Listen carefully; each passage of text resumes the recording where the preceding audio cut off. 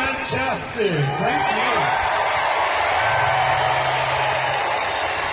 What does it mean when one of music's greatest living legends, a man who wrote the soundtrack for generations of love stories, says that one woman was the undisputed love of his life more than 2 decades after she passed away? That profound, the statement is a key to understanding the later years of Paul McCartney. Now 83, having lived a life of unbelievable highs and soul-crushing lows, the former Beatle continues to speak of one person with a reverence that time hasn't touched. This isn't just a story about a rock and roll marriage. It's the story of an epic, nearly 30-year romance that saved him, defined him, and continues to guide him. This is the story of Paul and Linda McCartney, and the enduring truth of a love that never really ended. For decades, the world saw them as the picture of quiet bliss, a safe harbor in the storm of rock and roll excess. But behind that cozy image was a relationship far more complex, fiery, and ultimately, more profound than most could ever imagine. Paul McCartney, a man who had the world at his feet, found his entire universe in an American photographer who wasn't the least bit impressed by his fame. She was the woman who pulled him from the depths of despair after the Beatles broke up, who stood beside him on stage through a storm of criticism, and who, even in death, is still his most powerful muse. Today, we're not just looking back at a love story, we're digging into why, after all these years, all the other loves, and all the heartbreaks, Paul McCartney still says, with total certainty, that Linda was, and always will be, the one before there was Linda. There was a very different Paul McCartney, a younger Paul, caught in the hurricane of Beatles. To really get what Linda brought into his life, you first have to understand the world he was living in before she arrived. Born in Liverpool in 1942, Paul's early life was shaped by music and tragedy. He lost his mother, Mary, to breast cancer when he was just 14, leaving a scar that some say he spent years trying to heal. That early grief created a deep bond with another young man who'd also lost his mother, John Lennon, and together they would change the world. As Beatlemania exploded across the globe, Paul McCartney became one of the most famous men on the planet. His life was a blur of studios, screaming fans, and a string of relationships that kept the tabloids busy. His first serious girlfriend was Roan, a teenage romance so intense it led to an engagement and a pregnancy, which sadly ended in a miscarriage. But it was his 5-year relationship with actress Jane Asher that really defined his early fame. Jane, with her striking red hair and high society background, seemed like the perfect partner for a rising Beatle. She was his muse, inspiring some of the most beautiful songs in the Beatles' catalog, like "And I Love Her," "You Won't See Me," and the timeless ballad "Yesterday." They were the it couple of swinging London, and their engagement was announced on Christmas Day 1967. A wedding seemed inevitable, but the pressure of fame was relentless. While Jane was away for her acting career, Paul later admitted he wasn't faithful. The end came suddenly. In 1968, Jane came home to find Paul with another woman and publicly announced their engagement was off. The fairy tale was over, leaving Paul single at the absolute peak of his fame. He was adrift, a global icon who, behind the charming smile, was searching for an anchor. He just didn't know he was about to find her. The date was May 15, 1967. London was the center of the cultural universe, the heart of the swinging 60s. Just 4 days before the Beatles were set to host a launch party for their masterpiece, SGT, Pepper's Lonely Hearts Club Band, Paul McCartney decided to go out. He ended up at the Bag o' Nails, a dimly lit music club in Soho that was a regular hangout for rock royalty like Jimi Hendrix and Eric Clapton. It was a place where he could just be a musician among his peers. Across the room, he saw her. Linda Eastman, a 26-year-old American photographer, was in London on an assignment to capture the city's vibrant music scene. She was there with the band The Animals. Paul was instantly mesmerized. It wasn't just her looks, it was her smile, an air of cool confidence that set her apart from the starstruck women he usually met. In his own words, he was thunderstruck. As the night went on, Linda got up to leave. Paul saw his chance, stood up, and intentionally blocked her path. His opening line wasn't smooth. It was a simple, slightly clumsy, "Oh, sorry, how are you?" He introduced himself and then asked, "We're going on to another club after this, would you like to join us?" He'd later joke it was his big pulling line, one he'd never tried before, but that night it worked. Linda joined Paul and his friends at the Speakeasy Club, and later they all went back to his house. She was different. She wasn't wowed by the celebrity circus around him.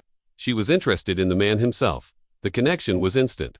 But it wasn't that simple. Linda had a job to do and a young daughter, Heather, back in New York. After her assignment ended, she flew home. Meanwhile, Paul was still technically with Jane Asher. Their paths crossed again just 4 days later at the SGT Pepper Press party. Photos from that day show them together, a little hint of the future, but it would be another year before their romance truly sparked. In May 1968, with his relationship with Jane now over, Paul reconnected with Linda in New York. This time, nothing was in their way. Their romance took off, and soon, he invited Linda and Heather to move to London with him. The world's most eligible bachelor, the man who could have had anyone, had found the one woman who saw past the fame and loved Paul, the man who was the beginning of everything. The wedding of Paul McCartney and Linda Eastman on March 12, 1969, wasn't the glamorous celebrity event you might imagine. It was a small, frantic ceremony at a London registry office. Paul was late. Weeping fans gathered outside, mourning the loss of their bachelor idol. None of the other Beatles were there, a telling sign of the fractures that were tearing the band apart. Paul later admitted he wasn't even sure if he invited them, saying, "We were all pissed off with each other.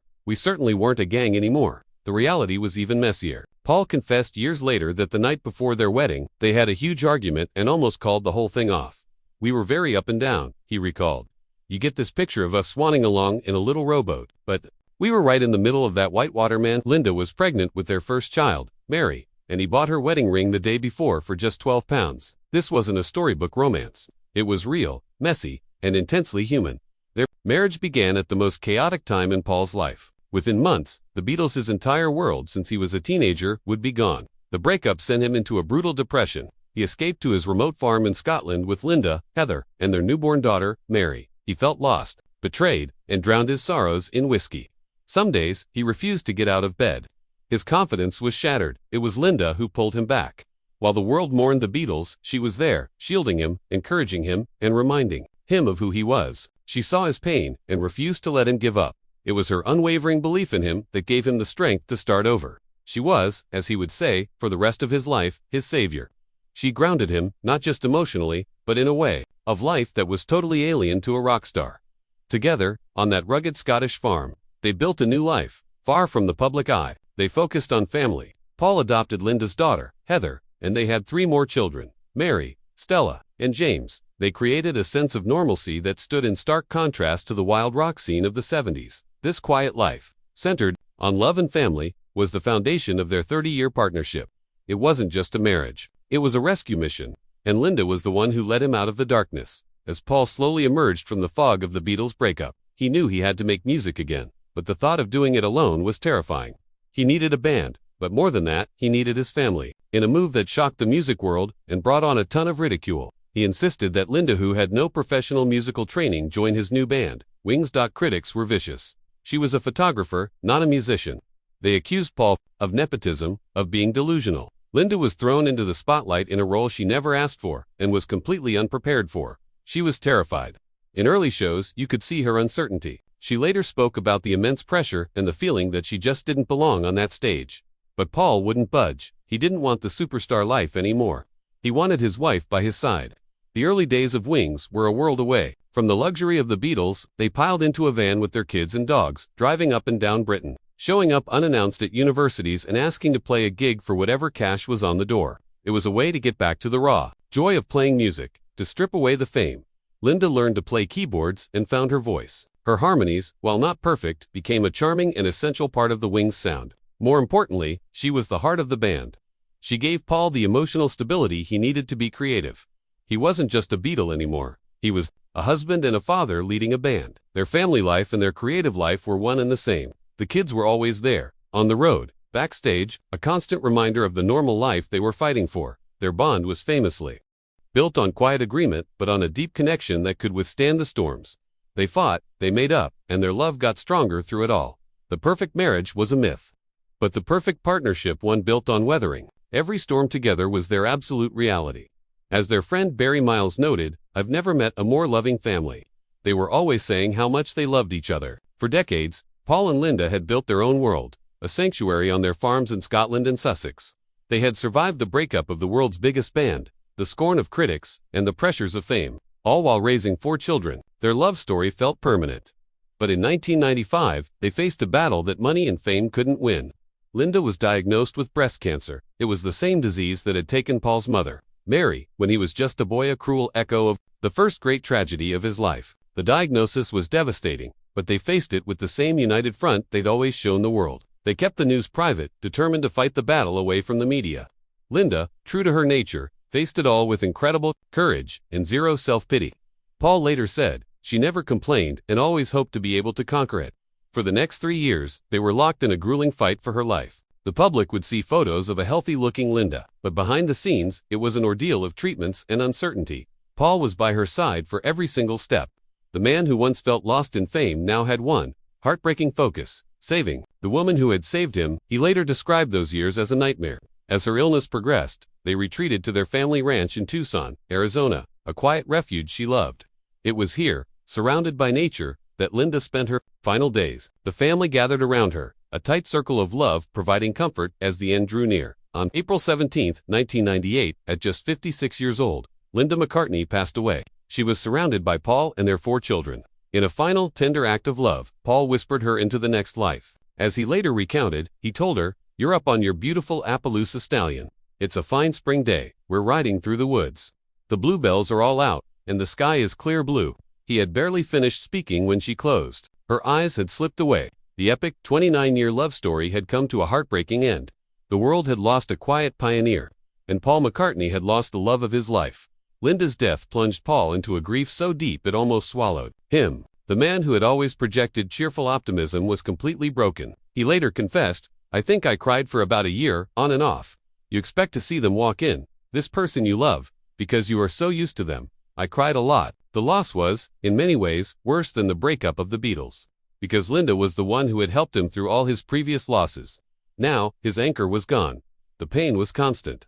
For a time, he couldn't even make music, the one thing that had always been his comfort. "I just couldn't do anything really. I was just grieving," he said. The emptiness was overwhelming. His son, James, would sometimes sleep in his father's bed just to comfort him. Paul was adrift in a way he hadn't been since the end of the Beatles. Eventually, he found his way back to music as a way to process his sorrow. His classical album, Execore, Me and Behold My Heart, which he'd started when Linda was alive, became a place to put his grief.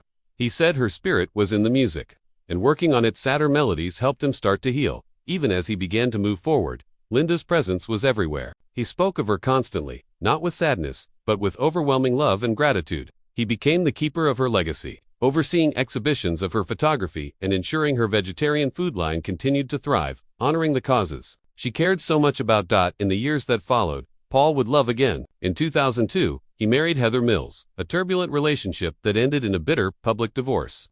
Many friends believe he was still deeply grieving Linda and was trying to recapture something he had lost. The experience was painful for him and his children.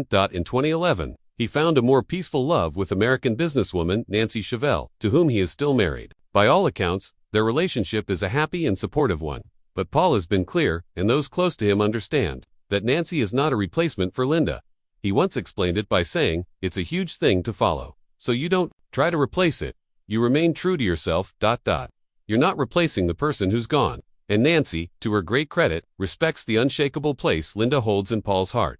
At 83 years old, Paul McCartney is a living legend. He's written hundreds of songs, sold hundreds of millions of records, and achieved a level of fame that's almost impossible to grasp. But when he looks back on his incredible journey, it's clear that his greatest work, the anchor of his entire life, was his love for Linda McCartney. Their relationship wasn't a simple fairy tale. It was a real, complex, and sometimes fiery partnership, forged in the heat of unimaginable fame and personal chaos. Linda was more than his wife. She was his creative partner, his business partner, his moral compass, and the woman who saved him from his own despair. She grounded the world's biggest rock star and gave him the family he'd always craved. In the decades since she passed, Paul's confession has never changed. In countless interviews, through his music, and in the way he lives, he's made it clear Linda was the love of his life. So many of the love songs he wrote during their years together were for her. Her death left a void that can never be truly filled. What he called a no-win situation, the paradox of wanting the pain to heal, but never wanting to forget her. Their story is a powerful reminder that the deepest connections aren't about perfection, but about partnership. It's about finding that one person who truly sees you and loves you, not in spite of your flaws, but because of them. Paul McCartney has found happiness again, but the epic love story of his life was already written, and its heroine, the quiet photographer from New York who stole a Beatles' heart, will forever be Linda. What part of Paul and Linda's story resonates most with you? Is it their chaotic beginning, their enduring partnership, or the legacy of their love? Share your thoughts in the comments below. And if you enjoyed this look into one of music's greatest love stories, don't forget to like this video and subscribe for more. Thank you for watching.